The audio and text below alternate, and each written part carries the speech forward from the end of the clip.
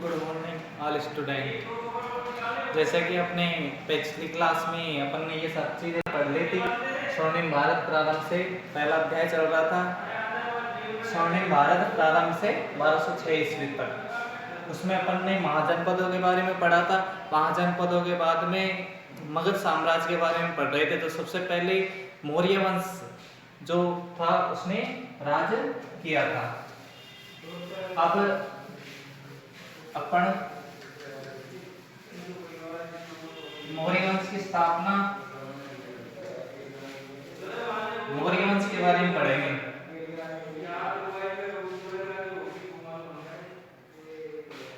मौर्य वंश, मौर्य वंश प्रारंभ होता है 322 ईसा पूर्व से 184 ईसा पूर्व तक। मौर्य वंश कब प्रारंभ होता है? 322 ईस्वी से ईसा पूर्व से 184 ईसा पूर्व तक मौर्य वंश रहा था। अब देखो सबसे पहले मौर्य वंश की स्थापना, संस्थापक।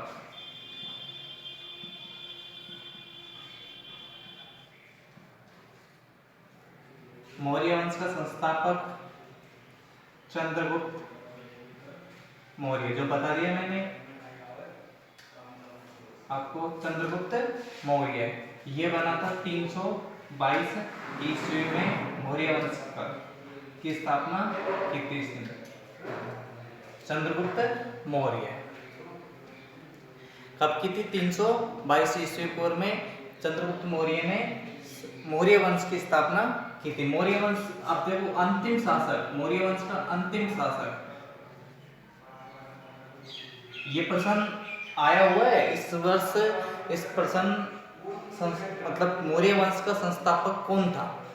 मौर्य वंश का संस्थापक कौन था? तो मौर्य वंश का संस्थापक चंद्रगुप्त मौर्य।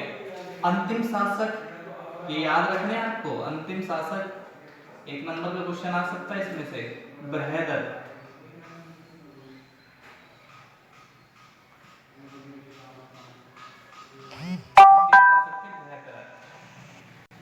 अब देखो संस्थापक कौन हो गए? चंद्रगुप्त मौर्य। अंतिम शासक बृहदत्त। अब देखो मौर्य वंश था, मौर्य वंश का राज्य चिन्ह,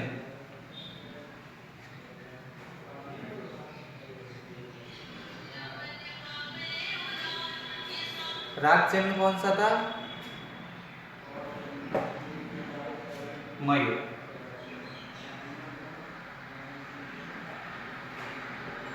मोर का, मयूर का चिन्ह राज्य चिन्ह इनका था। अब देखो अपन पढ़ेंगे सबसे पहले चंद्रगुप्त मौर्य के बारे में। चंद्रगुप्त मौर्य, ये याद रखना। तो संस्थापक, मौर्य वंश का संस्थापक कौन था? चंद्रगुप्त मौर्य। अंतिम शासक बृहदत्त, राज्य चिन्ह मयूर।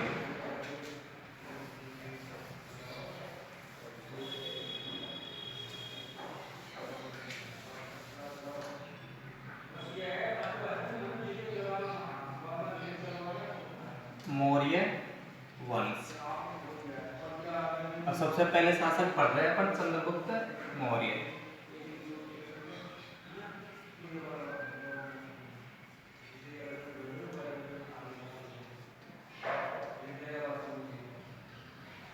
चंद्रगुप्त मौर्य।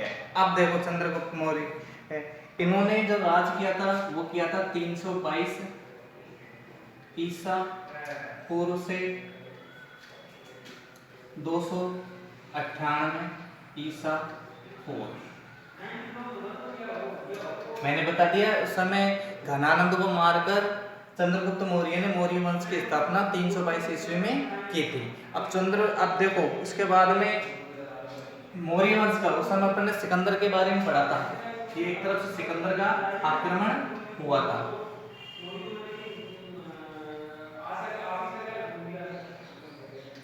सिकंदर का एक राजदूत था जिसका नाम था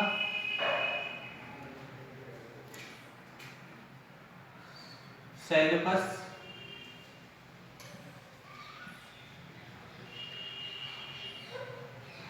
निकेटर।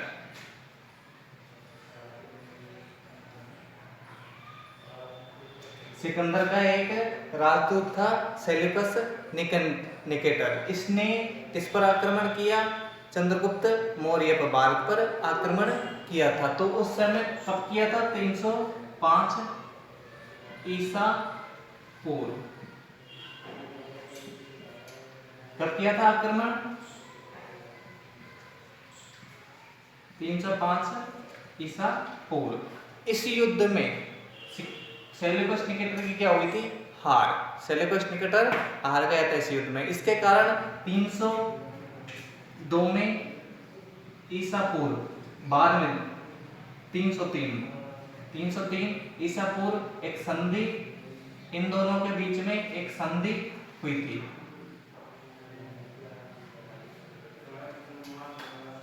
किस किस के बीच में हुई थी यह संधि? सेल्यूकस निकेटर के और चंद्रगुप्त मौर्य के। अब सेल्यूकस निकेटर इस युद्ध में हारा जा चुका था, तो संधि के तहत इसको पूरे नियमों का पालन करनी थी। अब देखो संधि क्या हुई थी, संधि में क्या क्या शर्तें रखी गई थी। इसने 500 हाथियों के बदले, मगध में उस समय मैंने बताया था कि हाथियों काफी ज्यादा संख्या में थे, तो हाथियों को 500 हाथियों के बदले 500 हाथी किसने दिए? चंद्रगुप्त मौर्य ने किसको दिए? सेल्यूकस निकेटर को। अब सेल्यूकस निकेटर ने इसके बदले में 500 हाथियों के बदले में उसको अफगानिस्तान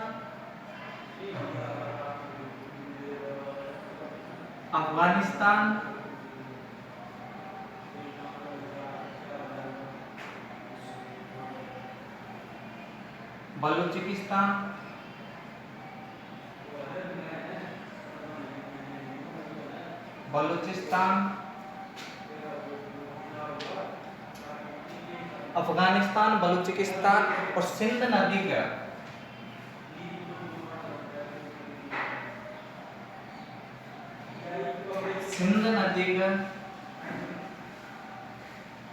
के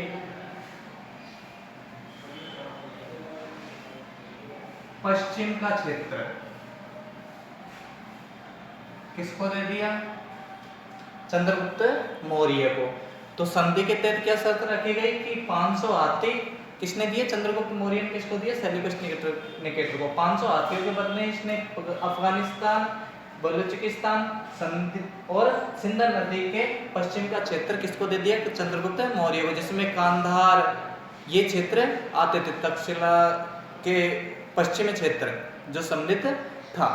अब देखो उसके बाद में अब ये आक्रमण होने के बाद में संधि की गई। संधि में सेल्यूकस निकेटर की एक पुत्री थी जिसका नाम था हेलेना।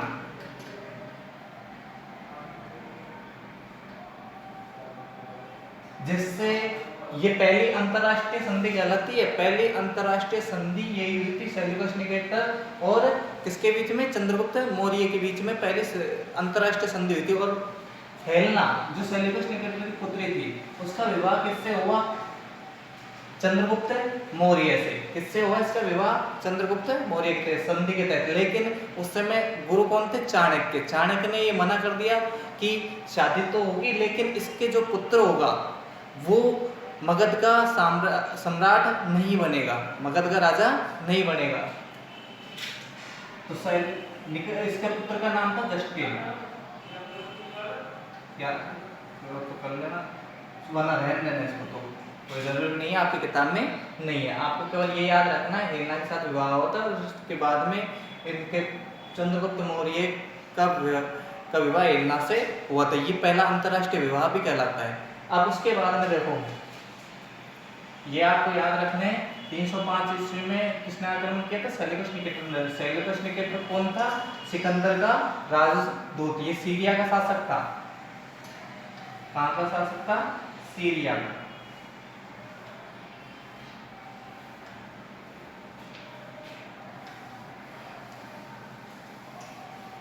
अब उसके बाद में देखो सेल्यूकस निकेटर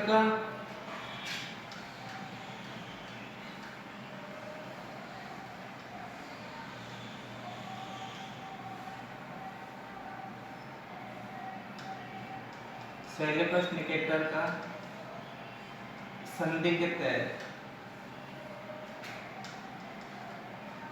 एक राजदूत था, वो विद्वान मेगस्थनीज।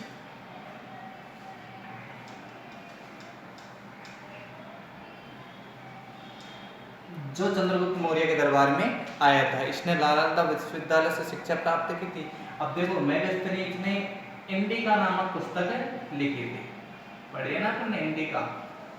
इंडिका नामक पुस्तक किसने लिखी थी? मेगस्थनीज ने। जो मेगस्थनीज कौन था? सेल्यूकस निकेटर का एक दरबारी विद्वान था। अब देखो चंद्रगुप्त मौर्य की एक तो हेलेना से विवाह हुआ था, एक दुर्धरा से हुआ था। किससे? दुर्पत्नी। पत्नी का नाम क्या था? दुर्धरा।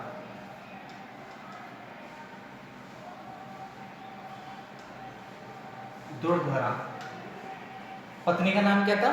दुर्धरा। अब दुर्धरा से विवाह हुआ था तो इसके एक पुत्र उत्पन्न हुआ था जिसका नाम था बिंदुसार। क्या नाम था? बिंदुसार। जो अपन चंद्रगुप्त मौर्य पढ़ने के बाद में बिंदुसार पढ़ेंगे। अब देखो उसके बाद, अब देखो अपन ने ये तो पढ़ लिया कि इन्होंने कहाँ तक क्षेत्र इसने जीता था चंद्रगुप्त मौर्य ने, अफगानिस्तान, बलूचिस्तान और दक्षिण की तरफ भी। अब दक्षिण की तरफ भी चंद्रगुप्त मौर्य ने अपना साम्राज्य स्थापित किया था। तो ये अपन को पता किससे चलता है, किस ग्रंथों से पता चलता है कि चंद्रगुप्त मौर्य ने दक्षिणी भारत पर भी आक्रमण किया था। तो दक्षिणी भारत पर भी आक्रमण तमिल ग्रंथों से पता चलता है। तमिल ग्रंथ कौन कौन से थे? वो तमिल ग्रंथ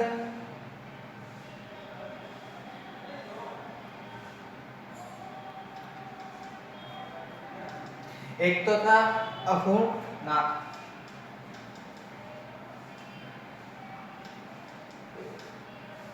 एहना नूर, एक तो ग्रंथ कौन सा था? एहना नूर, और दूसरा मुन्ना नूर।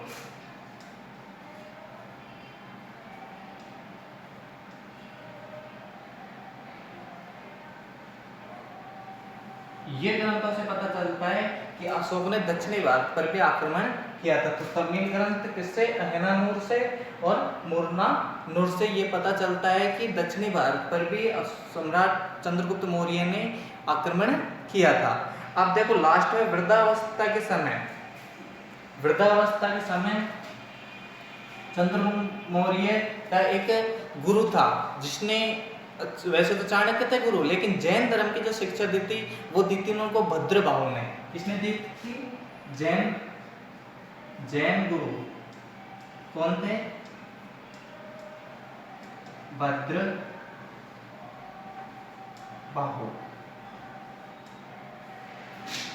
भद्रबाहु ने इनको जैन ग्रंथ की शिक्षा दी थी।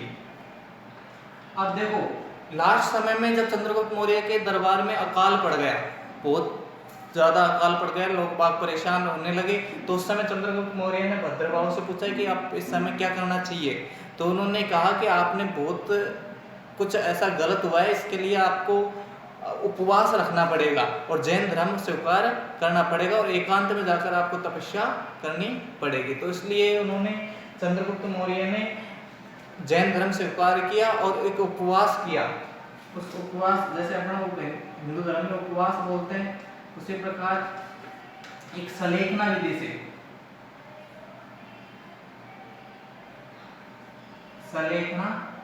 से अपना शरीर त्याग दिया। किस विधि से? सलेखना विधि से शरीर त्याग दिया उन्होंने। और कहाँ उन्होंने अपना शरीर त्यागा?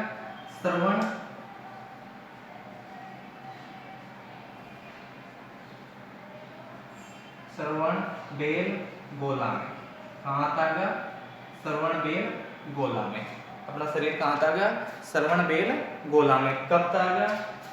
298 ईसा पूर्व। ये हो गई चंद्रगुप्त मौर्य की बातें। अब चंद्रगुप्त मौर्य के बाद में अपन पढ़ेंगे, इसमें याद क्या रखना है सबसे इंपॉर्टेंट चीज, इसका संस्थापक। मौर्य वंश का संस्थापक कौन था? चंद्रगुप्त मौर्य। इसको अब भारत में ऐतिहासिक राजा भी कहा जाता है, क्योंकि इतिहास और एक भारत की दुर्दशा बदलने वाला भी राजा कहा जाता है। तो चंद्रगुप्त मौर्य संस्थापक था। 322 से 298 तक इसने राज किया था। और उस समय सेल्यूकस निकेटर से संधि हुई थी। संधि के तहत 500 हाथियों के बदले में इसने सेल्यूकस निकेटर ने अफगानिस्तान, बलूचिस्तान और सिंध के पश्चिम क्षेत्र इसको दे दिया था।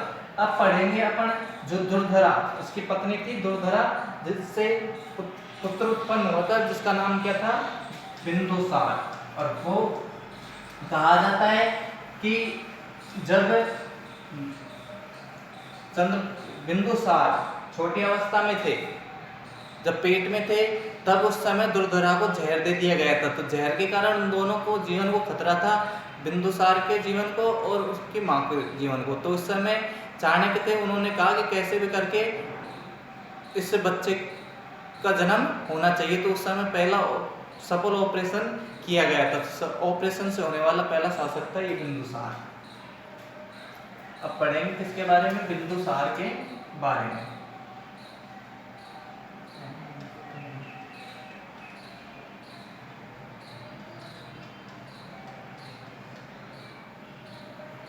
बिंदुसार, इसका काल जो है वो है 298 से ईसा पूर्व से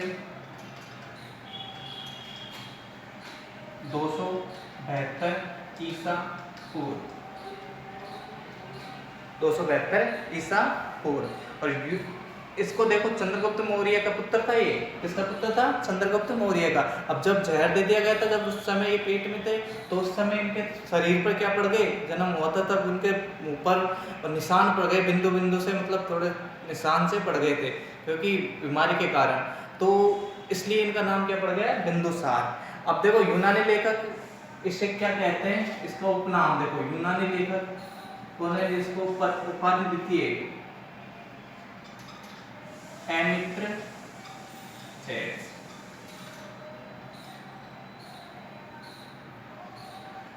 क्या उपाधि दी थी, एमित्रचेट्स।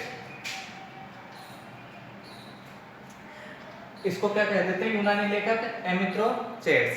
और अपने वैसे इसको एमित्रघात, एमित्रघात से पूछा जाता है कि एमित्रघात के नाम से कौन सा शासक जाना जाता है, या एमित्रचेट्स के नाम से कौन सा शासक जाना जाता है। तो कौन जाना जाता है, बिंदुसार। तो एमित्रघात ये पतंजलि में कहा गया है, पतंजलि ग्रंथ है ना, उसमें इसको एमित्रघात। वायु पुराण में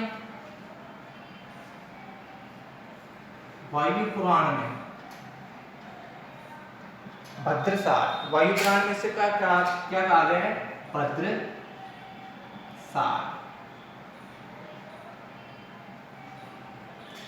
जैन ग्रंथों में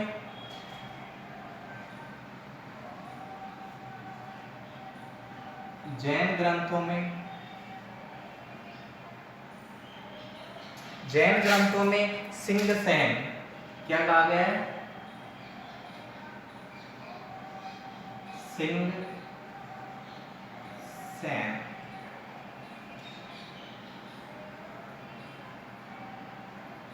जैन ग्रंथों में क्या कहा गया है, सिंहसेन।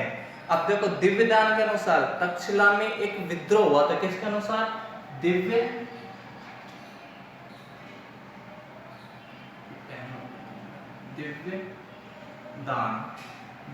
ग्रंथ के अनुसार ये कहा गया है कि तक्षशिला में क्या हुआ, एक विद्रोह। कहा हुआ, तक्षशिला में। अब तक्षशिला का उस समय गवर्नर कौन था, उस समय बिंदुसार के दो पुत्र थे, दो तो ऐसे कई पुत्र थे, लेकिन 101 पुत्र थे, लेकिन जो सुसीम था, जो सबसे बड़ा था, और सुसीम यहाँ का क्या था, गवर्नर। क्या था, गवर्नर सुसीम।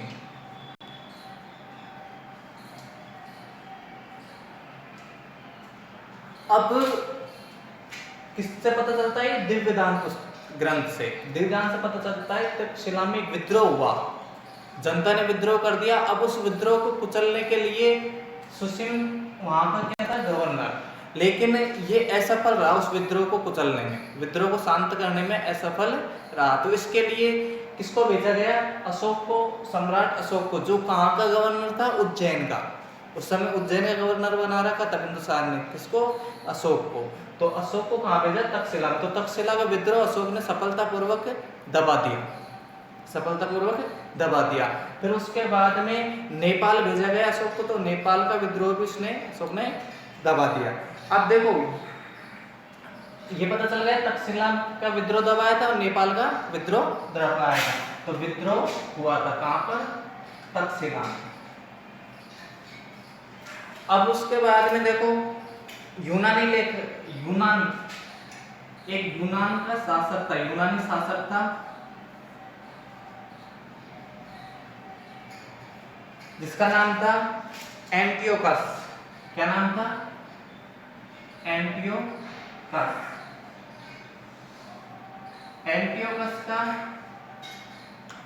एंटियोकस का एक दरबारी, एंटियोकस प्रथम, ये ध्यान रखना, एंटियोकस प्रथम, इसने एक दरबार में, बिंदुसार के दरबार में एक क्या भेजा? विद्वान, जिसका नाम था डायोमोकेस। क्या नाम था उसका? डायमेकस। यहाँ लिख लेता हूं मैं। इसने किसको भेजा? डायमेकस को।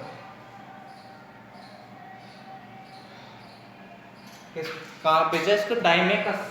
किस यूनानी शासक एंटियोकस ने प्रथम ने किसको, विद्वान कौन सा भेजा दरबार में?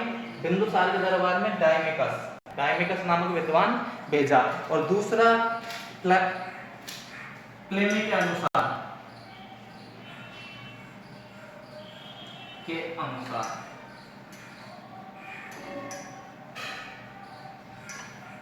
एक और शासक था जो मिस्र का शासक था। कहां का शासक था? मिस्र का। जिसका क्या नाम था? मिस्र के शासक का नाम फिलाडेल्फस। क्या नाम था?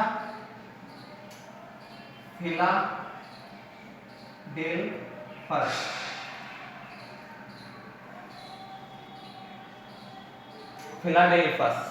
मिस्र का शासक था फिलाडेल्फस। अब फिलाडेल्फस ने कौन सा शासक भेजा? इसको मेली द्वितीय भी बोलते हैं, मेली द्वितीय। फिलाडेल्फस को क्या बोलते हैं? मेली द्वितीय। अब देखो फिलाडेल्फस ने कौन सा दरबार में अपना कवि भेजा या विद्वान भेजा? उसका नाम था डायनेसियस।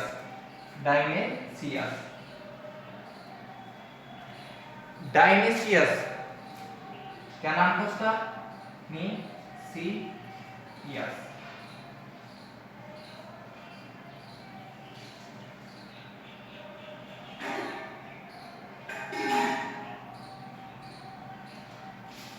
ये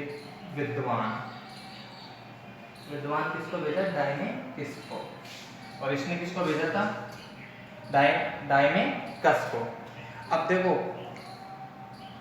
ये अपन ने पढ़ लिया। ये याद रखना है कि डायमेकस किसके दरबार में आया था और डायनेसियस किसके दरबार में आया था? बिंदुसार के दरबार में आया था। और बिंदुसार ने यूनान से कुछ अंजीर और अंगूर की शराब मंगाई थी और उन शराबों के साथ विद्वान भी मंगाए थे, जिन विद्वानों में कौन कौन से थे? डायमेकस और डायनेसियस।